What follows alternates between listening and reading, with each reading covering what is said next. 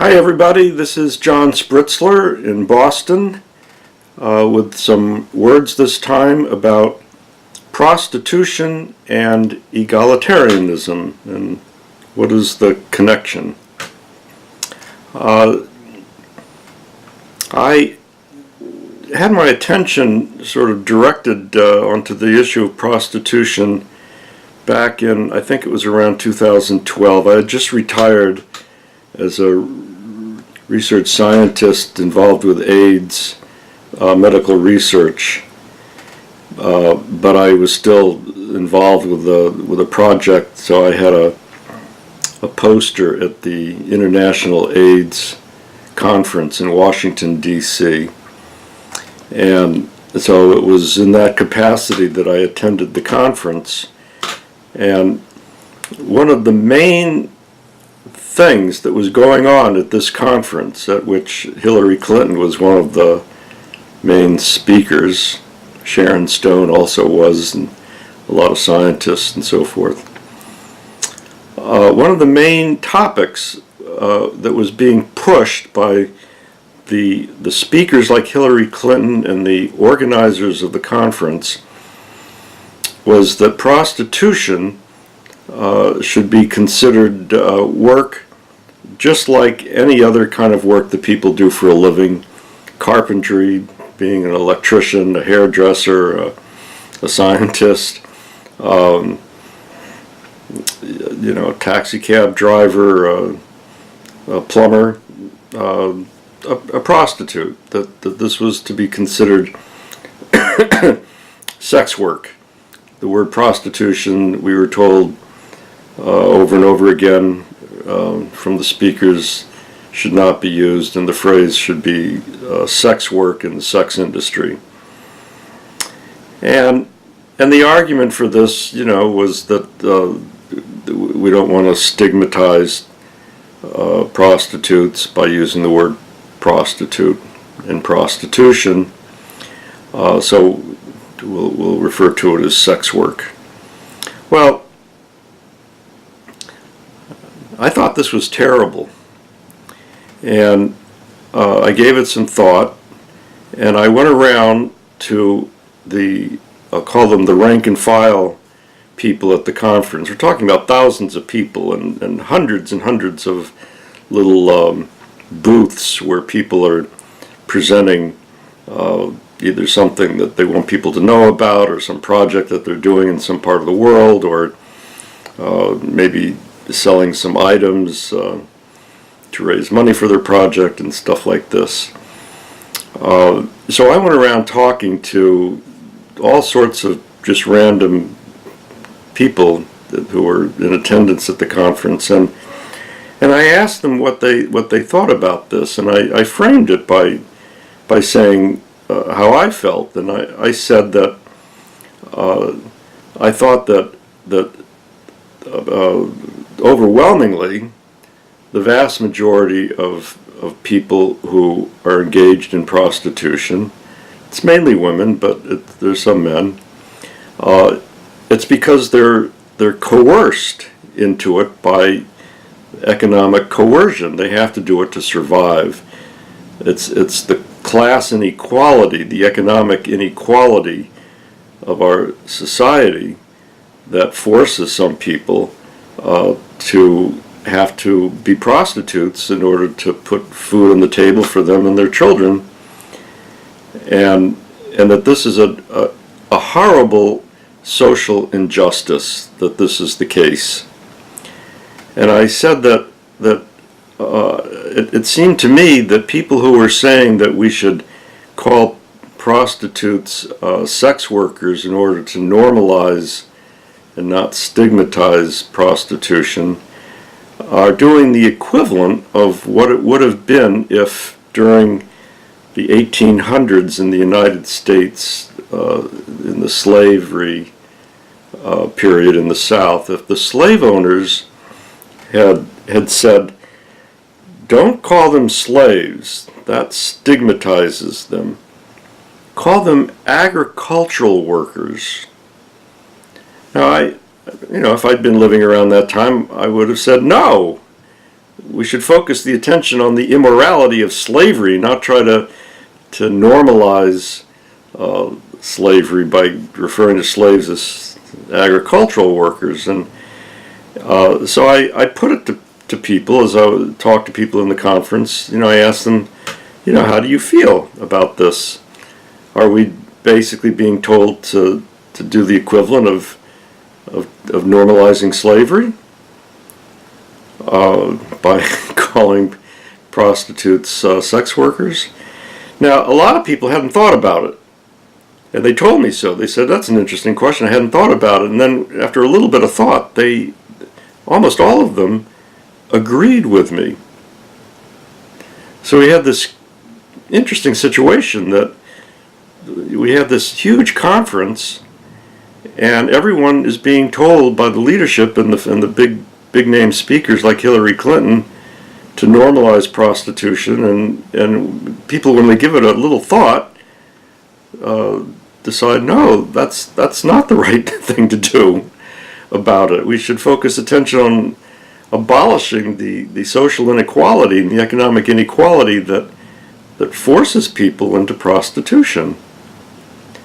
It was interesting that the accepted viewpoint at the conference and among academics in AIDS research is that you have to refer to it as sex work and not use the word prostitute and so forth.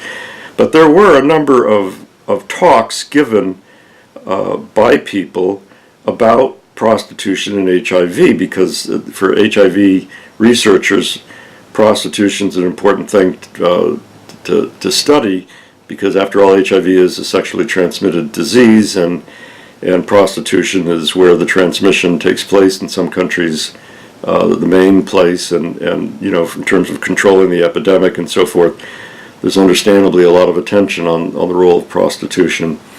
So there was a lot of actual scientific research that was reported. What I mean is, I remember one woman had given lots of prostitutes a survey of questions to answer, and one of the things that struck me is that the overwhelming majority of the women, who were prostitutes, said that they were ashamed of being a prostitute, that it was humiliating, and that they tried to keep it a secret from their children what they did. And so I think it's important to keep in mind that this is what's true for the vast majority of people in the world who are prostitutes, despite the fact that there are indeed some prostitutes who claim, I guess sincerely, honestly, that they love being a prostitute. They talk about it as if that's, when they were a 5-year-old and asked what they wanted to do when they grow up, they said, I want to be a prostitute. I don't know if that's actually true to that extreme, but they act as if it was true, and they want it to be considered a job like any other job, and they say that they, if they had all the choices in the world, they would be a prostitute, even if they didn't have to do it for financial reasons and so forth. There are such people, but it is a huge mistake to think that most prostitutes in the world are thinking that way. It's actually, they're thinking the opposite. They would very, very much like to not have to be a prostitute to survive. And it is extreme poverty and the lack of other employment opportunities that drive them into prostitution. Not to mention, and I'm referring now to the people who do it voluntarily under extreme coercion. Of course, there are other women and men who are forced literally at gunpoint to do it, and the sex trafficking, and this is, there's very little controversy about that being wrong and should be prevented. The controversy is over the, quote, voluntary prostitutes. So the what we ought to be doing and what people agreed with me when I put it forward at the conference is that we ought to be focusing attention on the wrongness of the economic inequality that forces people into prostitution. By the way, let me just give a little example of what could happen logically if we don't do that. I don't know if this is an apocryphal story or if it really happened, but the fact is that in either case it illustrates the logic of the kind of thinking that the people like Hillary Clinton are applying to the subject. The story, there was even newspaper accounts, but I don't know if they're true, but the story was that in Germany a number of years ago, women who were unemployed and who came into their version of the employment office to collect unemployment insurance benefits were told that they had to apply for jobs that they were suited for and capable of doing, and they had to take work that was offered to them, and only if they couldn't get any such work would they be eligible to collect unemployment benefits. And in the story, women were sent to apply for work as prostitutes in a brothel because the brothel was legal, and it was a legal business, and according to this, make prostitution, normalize prostitution thinking, it was the same as sending women to, be a hairdresser or a secretary or a carpenter or anything else if they had the skills for it. And so women were being told if they were offered a job as a prostitute and didn't take it, then they lost their unemployment benefits. Again, I don't know if that actually happened, but the logic of the Hillary Clintons is that it would happen. Why not? Okay. In our society of class inequality, where the class inequality and the economic inequality that drives people into prostitution is taken for granted as normalized, as perfectly acceptable, as unremarkable.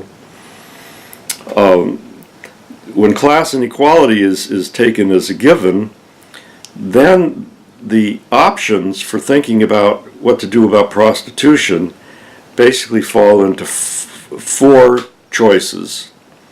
And these are the choices that the public discourse controlled by the ruling class says that we should debate. Everyone gets to pick one of the four and argue its merits and so forth. So choice number one is, in no particular order, choice number one that we're allowed to argue for is that prostitution should be illegal. It should be illegal to sell sex. And choice number two is that only buying sex should be illegal, but selling sex should be legal. And choice number three is that neither buying nor selling sex should be legal. And choice number four is that both buying and selling sex should be legal. Those are the four logical possibilities when it comes to making either the buying or the selling of sex legal or illegal. Well, they're all bad choices, and for every choice there are very good arguments against it. People who say that it should be legal to both buy and sell sex, well, the argument against that is that that's essentially, if not actually normalizing the horrible injustice of people being forced into prostitution, it's certainly one step on the way to normalizing it. That's what Hillary Clinton would advocate.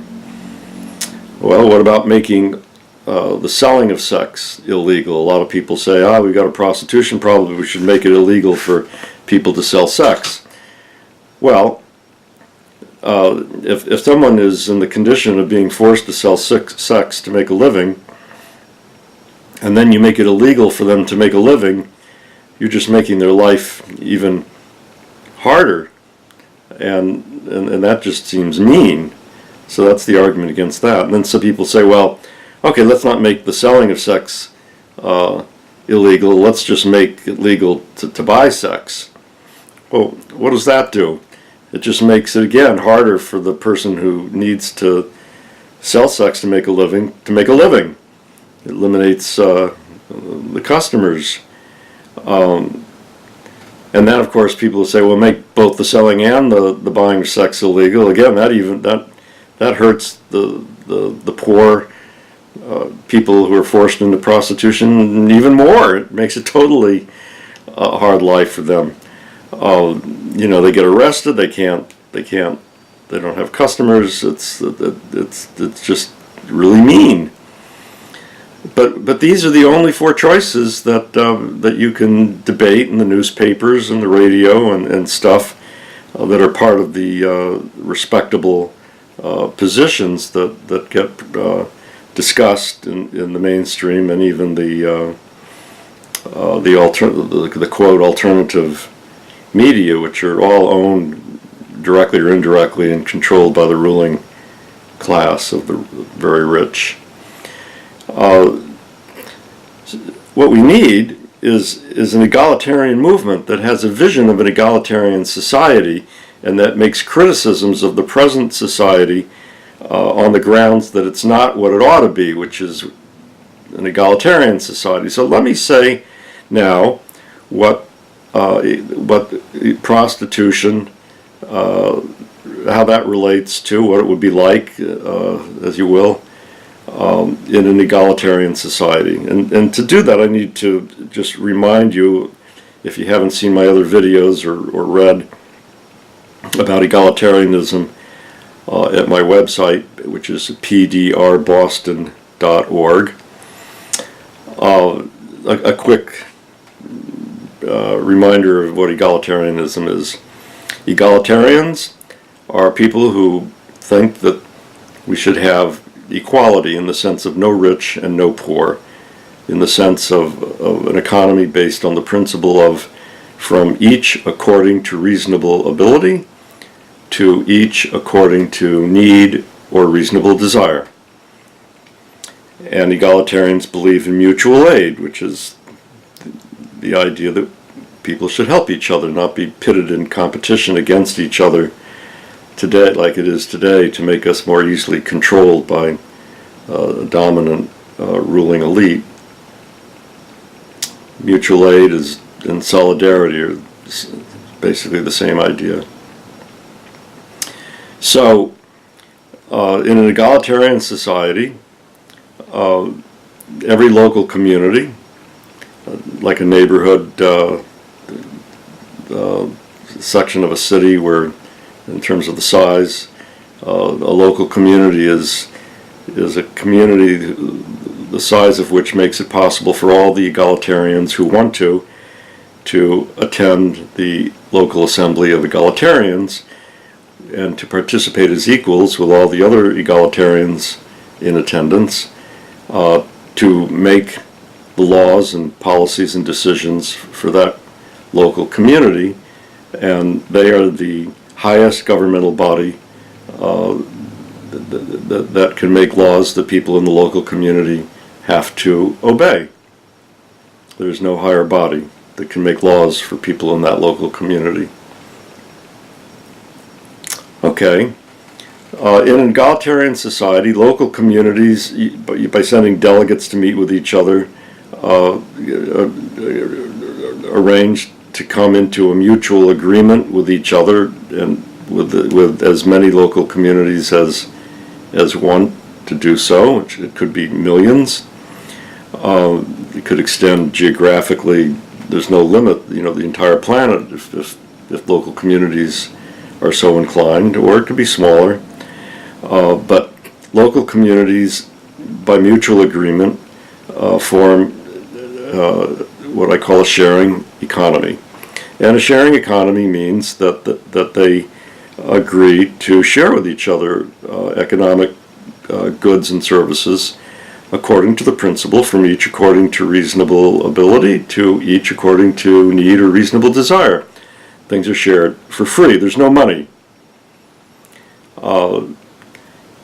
So if you're a member in good standing of the sharing economy, that means you can take for free goods and services from the economy for free according to need or reasonable ability, with scarce things equitably distributed according to need in some kind of a rationing system. And the definition of what's reasonable, and the people who decide what kind of a rationing system, if rationing is required for some things, these are decisions made by the local assembly of egalitarians. And in most local communities, the vast majority of people are egalitarians, even if they haven't heard the word before, because the values of egalitarianism, equality and mutual aid, are the values that most people share, but not all. There are anti-egalitarians, and that's why we need to remove the anti-egalitarians who are in power today. We need to remove them from power. That's what egalitarian revolution is all about. Okay, so if we're talking about now an egalitarian society, to get back to the issue of prostitution, I'm going to, just for the sake of clarity, I'm going to define a prostitute in our current society as a person who has sex with strangers in exchange for money. But in an egalitarian society, there is no money. So let's refer to prostitution in an egalitarian society as, take away the money part, as having sex with strangers. Okay, so these are the possibilities for the phenomenon of people having sex with strangers in an egalitarian society. First of all, let me say that in general, in order to be a member in good standing of the sharing economy, a person has to be considered by the local assembly of egalitarians to be contributing reasonably according to ability. And typically the local assembly wouldn't examine every individual, which would be impossible. Typically the local assembly makes a decision about a relatively large economic enterprise. It might be a hospital or a widget factory or whatever. And it decides if the economic enterprise, which has many workers in it, if it is contributing reasonably according to ability and only taking according to need and reasonable desire. Of course, what it takes might be raw materials or what have you. And if the local assembly decides that an economic enterprise is acting in accordance with this principle, it's in good standing, and that means automatically that all the people who work at it are in good standing in the sharing economy, and by virtue of that can take for free what they need or reasonably desire. And if any individual or economic enterprise is seen to be acting in a hoggish fashion, taking much more than what's reasonable, then they could have their membership in good standing revoked and no longer be able to take for free what they need or reasonably desire, and so forth. So if a person wanted to be considered a member in good standing of the sharing economy on the basis of providing sex to strangers, well, let's say there isn't an organization of prostitutes, although at some point there might be in this discussion. Let's just stick to it being an individual person. Let's say an individual person proposes to their local assembly of egalitarians, and they say, I propose that that I will offer sex to strangers for free. It's a moneyless economy. That I will have sex with X number of strangers, for X number of days a week, and I will perform, X, Y, and Z sexual acts, whatever, that give it some specificity. And this is what I propose to do, and in exchange, I would like to, for this service, I would like to be considered a member in good standing in the sharing economy, so that I can go to the grocery store and get the food I need, and have a house I need, and have the things I like to use for my hobbies, etc., for free.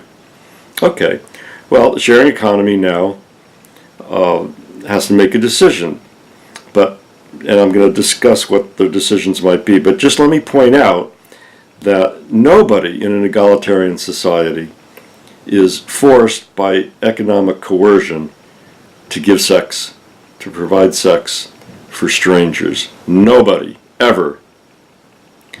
Which isn't to say that a person might decide that they want to provide sex to strangers in exchange for being a member in good sharing, in good standing of the sharing economy, but no one is forced to.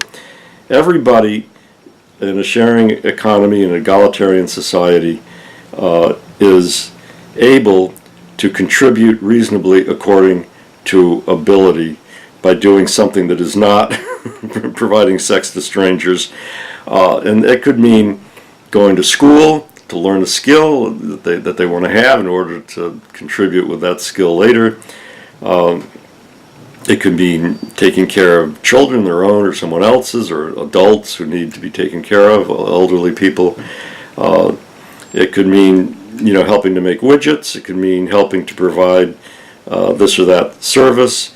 And if there's nothing that a person is able to do, which is considered a reasonable contribution according to ability, absolutely nothing, then the principle of the sharing economy is to try to figure out something, or to make it possible for that person to do something.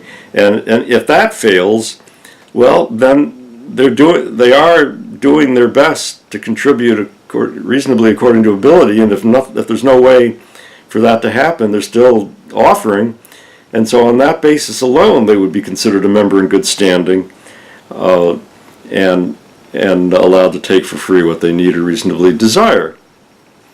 So absolutely nobody in an egalitarian society would ever be forced by any kind of economic coercion to providing sex for strangers. Okay, so now get back to this person who, for whatever reason, wants to contribute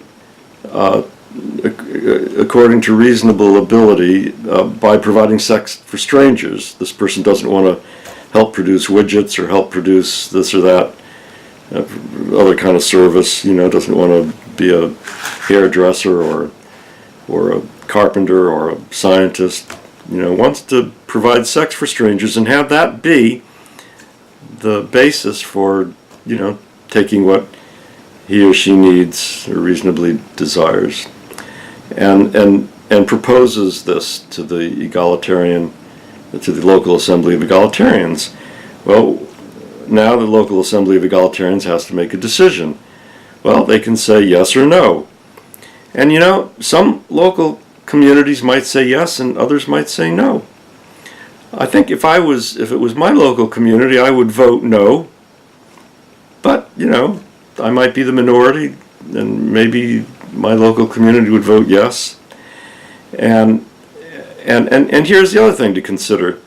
Let's say that the local community we're talking about, let's call it Community X, let's say it votes yes, that we're going to let, probably put a limit on the number. We're going to let, such and such number of people in our local community be members in good standing just by virtue of in exchange for providing sex to strangers. Well, the other local communities around that are in the same sharing economy with local community X, well, you know, they now have a decision to make. Let's say that they are against considering providing sex to strangers a form of contributing reasonably. You know, let's say they don't like Community X's decision. Well, so they have a decision to make now. They can say, well, you know, we disagree so vehemently with Community X that we don't want to be in a sharing economy with Community X. And so either the sharing economy that we belong to, which could be millions of other local communities, either we decide to exclude Community X from our sharing economy, or we, you know, the Community Y, say, we'll leave the sharing economy because we just don't want to be sharing economically with people who consider, you know, providing sex to strangers a reasonable contribution. Well, whatever happens, happens. If Community Y is tiny minority, they'll have to go off, try to find other people who agree with them to be in a smaller sharing economy with, maybe. But if Community Y represents a very large proportion of the other local communities, that they might be a majority, and the big sharing economy will say to Community X, well, you know, go ahead, you can do what you want, but if you make giving sex to strangers, if you consider that a reasonable contribution to the sharing economy, you're not in our sharing economy. You're going to have to be in a sharing economy of your own with those who agree with you. And you know, the chips fall where they may. Okay, so back to Community X, they could decide to say, yeah, sure, you know, if you do what you say you propose to do, you know, having sex with so many strangers per week, etc., then we'll consider you to be a member in good standing of the sharing economy, and you can take what you need, reasonably desire for free. Okay, but they might decide, no, we're not going to accept your proposal. Well, okay, so this person who wants to have sex with strangers, that doesn't mean they can't have sex with strangers. It's just that they have to do something else to be a member in good standing of the sharing economy. So they could have sex with strangers on their own free time. That's assuming that the local assembly has decided to make providing sex to strangers legal. But they may or may not decide to make it legal. They could decide to make it illegal. Well, I don't know. Let's see, if it was me, I guess I'd decide to make it legal. But, you know, other people might decide to make it illegal. Maybe the majority decides to make it illegal. In one community, it might go one way, and another community might go another way. And again, every community's decision is going to be seen by all the other communities it's in a sharing economy with, and every community knows that whatever decision it makes, other communities have a right to make a decision in response to their decision, and ultimately communities are only in a sharing economy together by mutual agreement. That means that everyone has to be in agreement about it, or else the ones that disagree leave. So, you know, none of these local communities are totally independent in the sense that whatever they do won't have any effect on what other people do. So maybe in one community, you know, a person is giving sex to strangers, but not not as part of their requirement to be in the sharing economy. Maybe in another community it's not legal for them to even give sex to strangers no matter what. And maybe in some communities their membership in the sharing economy is in exchange for giving sex to strangers. All these are possible. And, if you don't like your local community's decision, you can try to change it by making arguments. And if that fails, you can decide to either live with it or move to another local community where you are, find people more in agreement with you. That's life. I've never argued that egalitarianism is utopia. It's not utopia. It's just a whole lot better than what we have today. And I think that if we had the egalitarian society in mind, it would make it possible for us to be much more forceful in condemning things that ought to be condemned in our present society, like the economic inequality being so extreme that it coerces people to be prostitutes who feel ashamed and humiliated by it. And it would allow us to get up at meetings where people like Hillary Clinton are saying that we ought to, call prostitution sex work, and say, no, we ought to abolish the class inequality that drives people into prostitution. So, on that note, let me just end by saying that this kind of thinking is what you can read a lot more about in my book, No Rich and No Poor, which is a substantial book about egalitarianism, why it's a really good idea, and how we can win it, and why it's actually what most people want, which is why we can win it. And my other book is called Divide and Rule, the quote, left versus right trap. And it's about how hot button topics, divisive social issues, are used by the ruling class to pit the have-nots against each other, to pit us against each other by framing these debates in a way that makes them maximally divisive, and by using the mass and alternative media to censor the ideas and facts which, if heard and known, would result in tremendous unity that's now lacking, either because people would find common agreement on a course of action or a way of thinking about the topic, or even if they continued to disagree, they would see that the other side had a position that was, maybe they disagree with it, but that it was reasonable. It represented an understandable concern. It represented a disagreement about a difficult value judgment, rather than representing immoral, awful, horrible values of people who, are so awful that you can't even conceive of uniting with them for what most people want, which is to remove the rich from power, to have real, not fake democracy, with no rich and no poor, which is the heart of what egalitarianism is. So I hope that you'll go on Amazon and get one or both of these books and read more about it. Thank you very much.